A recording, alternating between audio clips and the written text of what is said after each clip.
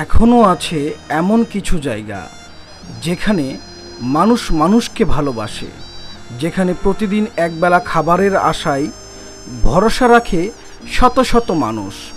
এমনই এক আশার নাম মেহমানখানা।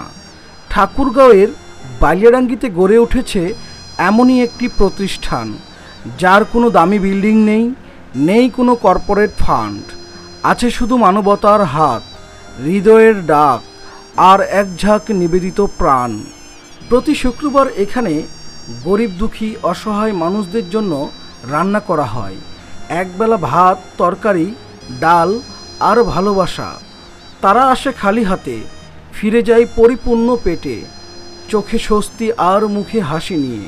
এই মেহমানখানা কেবল খাবারের জায়গা নয়, এটি একটি স্বপ্ন, একটি আশ্রয়, একটি মানবিক বিপ্লব। এখানে নেই জাত, ধর্ম, শ্রেণীর ভেদাভেদ। সবাই এক, সবাই মানুষ।